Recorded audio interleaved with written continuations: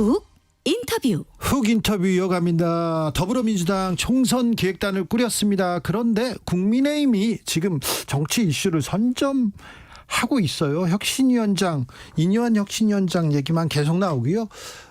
이준석 전 대표 얘기만 계속 나옵니다. 민주당은 왜 조용하지? 뭘 준비하고 있는지. 자, 총선 기획단의 간사인 한병도 전략기획위원장 모셨습니다. 어서 오십시오. 네, 반갑습니다. 네. 한병도 의원입니다. 한병도 의원님은 문재인 정부 때 정무수석을 지내셨어요. 네.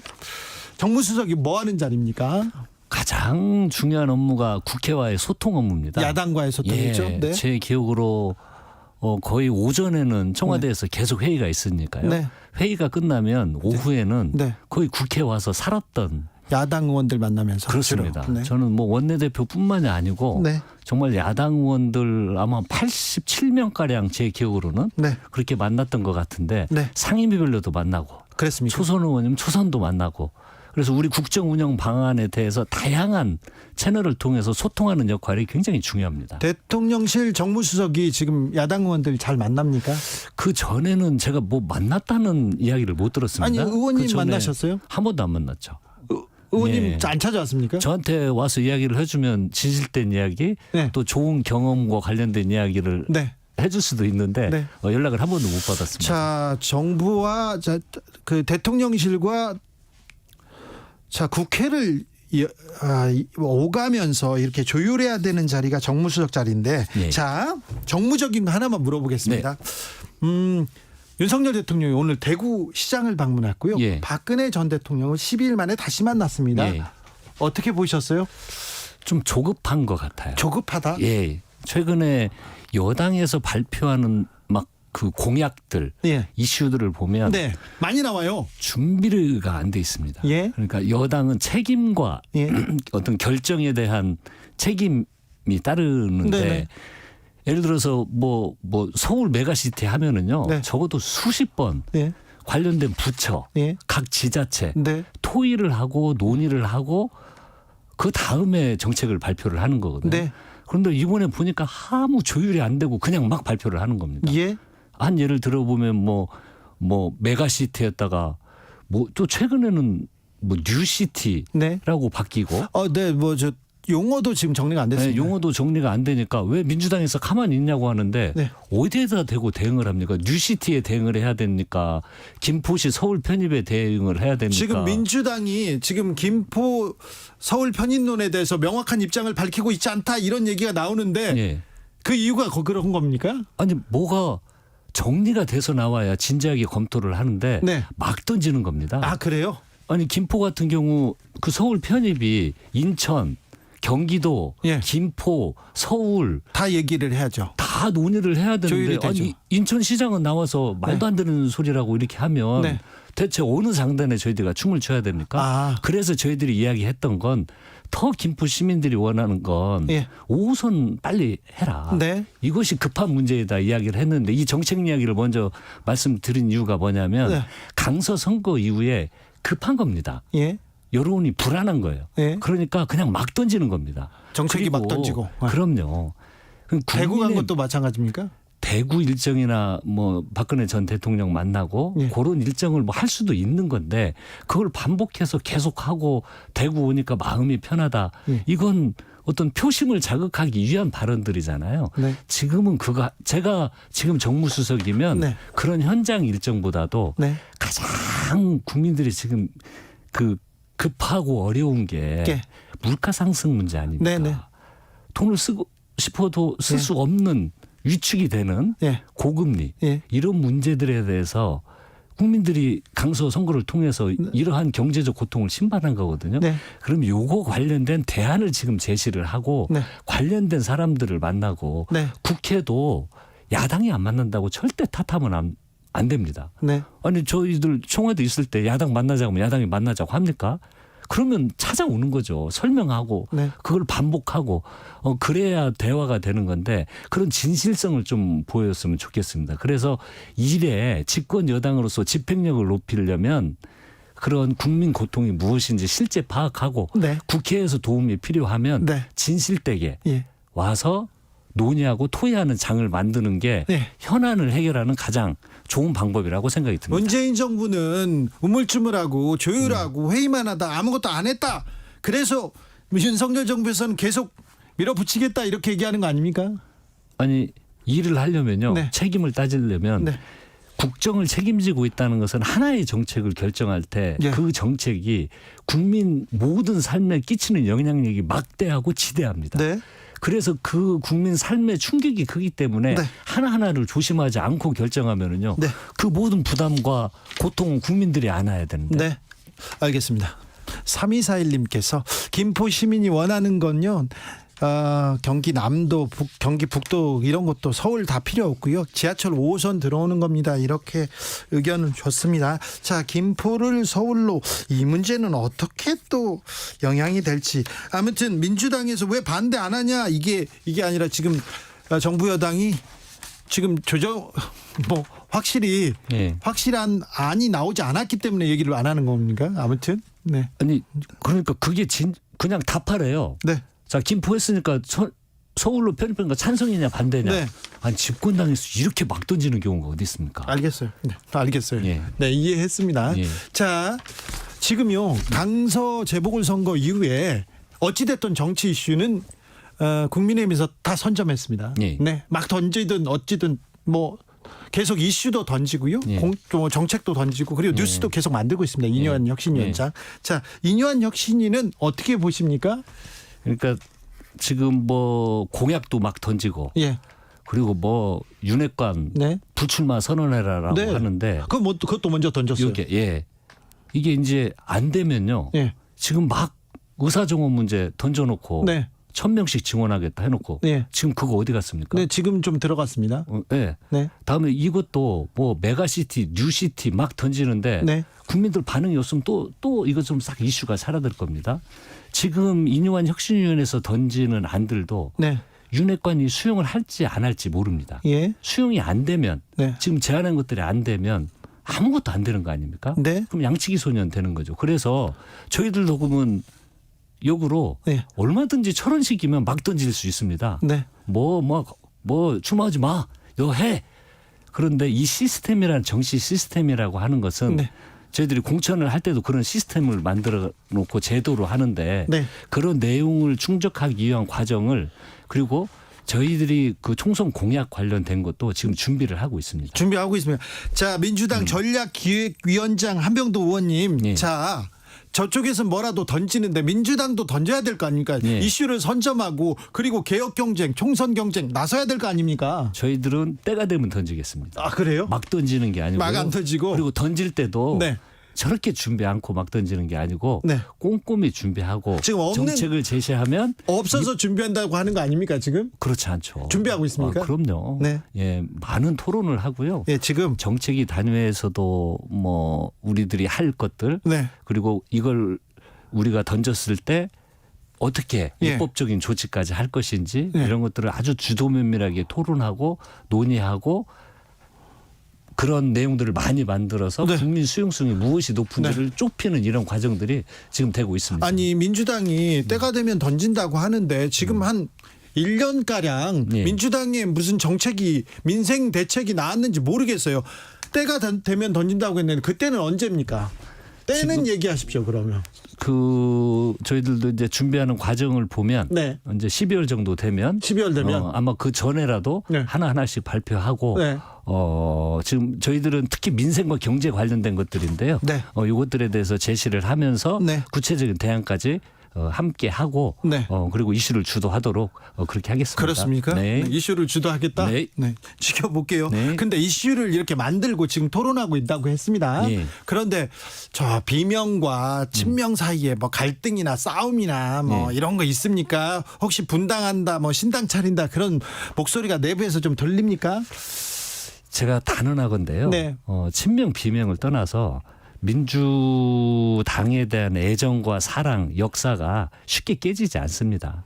민주당을 사랑하는 마음은 동일한데요. 그것에 대한 생각차, 시각차가 정당에서 충분히 있을 수 있죠. 네. 그런 차이는 있었지만 우리 민주당 분당될 가능성 없습니다. 물론 국회의원이 많으니까 네. 어떤 본인의 이해에 따라서 네. 다른 결정을 할 수 있는 가능성도 저는 거의 없다고 보는데 네. 그것이 집단화되거나 네. 실천적으로 이루어지거나 그럴 가능성은 적다고 보시는 게 좋을 것 같습니다. 이상민 의원 뭐 대표적인 비명입니다. 이상민 의원은 또 이준석 전 대표 만나기도 했던데요. 거기는 이준석 대표뿐만이 아니고 다 만나셔요. 아, 다요? 예, 그 전에 뭐 양양자 의원도 만나고 네. 또 뭐 금태섭 의원도 만나고 다 만나시잖아요. 네. 그런데 제가 오기 전에 전화를 해봤더니 전화를 안 받더라고요. 아, 그래요? 그래서 지금 네. 예, 한번 통화를 더 해보겠습니다. 알겠습니다. 예, 아, 그러니까 집단적 움직임이나 그렇지 않습니다. 그런 건 없습니까? 네. 네. 근데 공천을 받지 못하는 사람들끼리 움직일 수도 있어요. 혹시 네. 또 공천을 받지 못하는 사람들이나 일부에서 내가 이재명을 지키겠다, 내가 문재인을 지키겠다 하면서 당을 만들지 않을까요? 그렇지 않을 거라고 봅니다. 왜 그러냐면 저희들은 이미 그 국민들께서도 많이 알고 계시는데요. 시스템 공천이라고 이미 네. 제도가 다 정리돼 있습니다. 그리고 국회의원이 활동을 못하고 이슈를 선점하지 못하고 네. 예를 들어서 우정활동에 불성실하고 그러면 페널티가 적용이 됩니다. 네. 그래서 그 과정을 통해서 정리되는 거지 인위적으로 네. 누구 뭐 이쁘고 밉고 해서 걸러내고 이런 정당이 아니기 때문에 네. 그건 걱정 안 하셔도 될 것 네. 같습니다. 조국 전 법무부 장관 내년 총선 출마를 시사했던데 어떻게 들으셨습니까? 예, 뭐 제가 아는 조국 수사님은 생각이 굉장히 깊으신 분입니다. 청와대에서 같이 일하셨어요? 예, 같이 일해서 굉장히 속이 깊으신 분이기 때문에 많은 고민을 하고 계실 거고요. 그리고 뭐 민주당에 뭐 해를 끼친다든지 네. 뭐 어려움을 주게 한다든지 그런 건 절대 하시지 않을 겁니다. 그런데 아마 이제 본인이 오늘 뭐 그 이야기를 하셨던데 그건 좀 많은 고민 속에서 나온 이야기라는 생각이 들고 이 문제 어려운가 제가 보네요. 어렵죠. 어려워? 예, 상당히 어려운데 한번 의견을 나눠볼 기회가 있으면 한번 나눠보겠습니다. 자, 예. 민주당은 그러면 내년 총선 준비를 잘 하고 있습니까? 착착 진행됩니까? 착착 진행이 되고 있습니다. 아, 그래요? 지금 총선 기획단을 꾸리고요. 네. 관련 위원회를 시기별로 어떻게 구성을 할 건지 네. 아까 이번 총선 관련해 가지고 우리들이 아까 선점해야 될 이슈들도 이야기를 했는데 네. 그런 것도 기획하고 네. 이런 거 차분히 준비해가고 있고요. 당내에서 친명이 다 해먹는다 이런 얘기가 막 나옵니까? 글쎄요. 그런 이제 우려들을 하시는데 이번에 기획단 꾸렸을 때 뭐 친명 기획단이다. 네. 이런 이야기도 있었는데 그 의견들이 흔히 언론에서 분류하는 비명 의원들이 집단에서 이야기하지 않잖아요. 예. 그러니까 그건 이미 당의 주요 당직자들이 맡아서 총선 기획단을 짜는 거고 예. 그 구성원 면면을 보면 그 친명 기획단이라고 하기에는 동의를 그 당 내외에서 구하기가 어렵습니다. 네. 그래서 뭐 분열되지 않을 거고요. 그 시스템 맞춰서 네. 지금 총선 기획단은 그 총선 승리를 위해서 뚜벅뚜벅 걸어갈 겁니다. 정치자 이청덕님의 질문입니다. 민주당 이재명 지키기만 바쁘지 민생은 뒷전 아니냐 이렇게 물어보는데요. 아니 이 민생 관련된 이슈에 대해서는 네. 오히려 여당보다도 네. 저희들이 그 이야기를 항시 하고 있고 민주당이 문제 제기를. 국회 다수 의석을 가진 정당으로서 예. 민생을 주도해야죠. 이 서민들 살기 어렵다고 하는데 서민 정당으로 대표해야 될 거 아닙니까? 그래서 최근에 그 정부에서 제기했던 어떤 민생 현안들 예. 저희들이 뽑고 있고요. 예.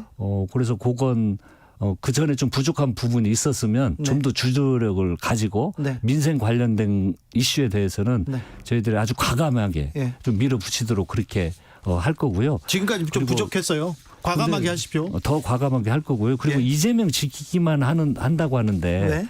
그렇지 않습니다. 예를 들어서 그 이슈가 저희들이 국회 내에서 하는 이슈보다도 네. 검찰에서 이재명 대표에 대해서 저렇게 매일 소환하고 예. 그 구속영장 관련된 거 청구하고 이런 것이 전국 이슈처럼 부각이 되고 네. 이제 공격을 했는데 이제 거의 더 이상 공격할 게 없을 것 같은데 또 뭐 할지는 모르겠습니다. 그래서 이런 것들이 마치 국민들에게 검찰이 지금 무자비하게 공격을 하고 있는 것에 대한 네. 반응 대응들이 집중이 되니까 네. 그 지키기만 하고 있다고 그러는데 상임위나 이런 데에서 국정 현안 관련된 거 네. 저희들이 대안을 제시하고 있고 열심히 싸우고 있습니다. 이뇨한 혁신이 계속해서 윤핵관 물러서라, 그리고 또 책임 있는 사람들 내려놔라, 이렇게 계속 주장하고 있습니다. 어찌 예. 될지는 모르겠지만 민주당도 이렇게 특권 내려놓기 나서야 될 거 아닙니까? 저희들도 뭐 그 혁신위에서 제안한 내용들이 있잖아요. 네. 이런 내용에 대해서 기획단에서 검토를 할 겁니다. 예. 의원들에 대한 뭐 20% 감점을 20% 그대로 유지를 할지 예. 혁신위에서는 30%로 확대를 하고 그걸 뭐 20%, 30%, 40%까지 그 페널티를 주자는 주장도 있는데 이런 걸 네. 종합적으로 할 텐데요. 그 이번에 저희 총선에서는 이 뭐 신진 세력들, 청년, 뭐 여성, 그 새로운 인재 영입 네. 이것들을 통해 가지고 지금 이제 인재 영입위원회가 발족이 될 거고요. 예. 이런 것들을 통해서 새로운 인물로 희망을 보여드리는 모습 절대 게을리하지 않겠습니다. 알겠습니다. 대표적인 친명으로 이렇게 꼽힙니다. 김두관 의원. 네. 김두관 의원이 이재명 당대표도 험지가라 이런 얘기를 하셨는데 네. 이게 그 당내에서는 어떤 파장을 일으키고 있습니까? 아직은 저는 뭐 갑자기 들었습니다. 갑자기 들었는데 이 당 대표는 그 지역구뿐만이 아니고 네. 전체 선거 구도를 보면서 또 비례, 뭐 전략 이런 걸 전부 검토를 하면서 판단할 문제인데요. 그것도 조금 좀 서둘지 않았으면 좋겠습니다. 네. 예. 민주당은 서두르지 않네요. 서두르지 않지만 네. 이제 저희들도 다음 주부터는 총선 기획단도 예. 내용물을 전부 발표를 할 겁니다. 다음 주부터. 총선에서 임하는 앞으로 우리가 홍보를 민주당을 어떻게 새롭게 네. 할 것이다. 네. 그리고 지금 현재 어떤 그 현재 룰 관련된 네. 쟁점 사항에 대해서도 전부 토의를 할 거고 생산을 할 거기 때문에요. 우리가 총선 기획단 모든 회의가 발표될 때마다 네. 저희들이 앞으로 어떤 흐름과 방향으로 갈 것이라는 내용을 보여드리도록 하겠습니다. 알겠습니다. 네. 계속 보여준다고 하는데 네. 좀 기대해 볼게요. 네. 마지막으로 예. 헤어스타일이 조금 바뀌셨는데 네. 잘 안 어울려요. 그래요. 네. 뭐 삭발하셨습니까? 길어도 안 어울리고 짧아도 안 어울린다고 하는데 네. 자, 삭발했습니다. 네. 네. 어떤 이유로? 근데 이것도 이제 그 윤석열 정부의 네. 참 이렇게 이해할 수 없는 그건데 잼버리 네. 파행 이후에 네. 새만금 예산을요. 네. 78%를 갑자기 깎아버렸습니다. 78%요? 78%. 네. 그것도 정부 예산안에 다 반영이 돼서 올라오고 기재부 내부 심사에서도 1, 2차에는 증액을 인정했는데 새만금 파행 이후에 그 예산 한꺼번에 78%를 삭감을 하는 건 새만금 사업들 중지하라는 거죠. 그럼 잼버리 파행의 책임을 새만금 사업에서 져야 됩니까? 그러니까 지역에서 져야 됩니까? 납득이 안 가는 거고 오늘 160여 대 차량이 지금 오늘 국회에 올라왔다고 합니다. 네. 저는 100대 이상인 줄 알았는데 이 전북 도민들의 지금 분노는 아주 극에 달하고 있고요. 네. 이번 예산 심사 과정에서 꼭 복원을 시키려고 지금 민주당이 아예 당론에 네. 준하게 지금 결정을 했습니다. 정무적 판단을 한다면 예. 지금 대통령이 예. 새만금에 가셔야 되는 거 아닌가요? 이게 전라북도 문제만으로 생각하면 안 됩니다. 그 국민의 아픔과 고통이 있는 곳에 그 대통령으로서는 따스함과 자기 주의 주장도 중요하지만요. 우리 그 국민들 어느 곳, 지역 어느 곳에 고통받고 있는지 우리 서민들은 왜 어디서 고통받는지를 느끼고 알고 그곳에 대통령이 있으셨으면 좋겠습니다. 알겠습니다. 더불어민주당 총선 기획단 간사 한병도 전략기획위원장이었습니다. 감사합니다. 네, 감사합니다.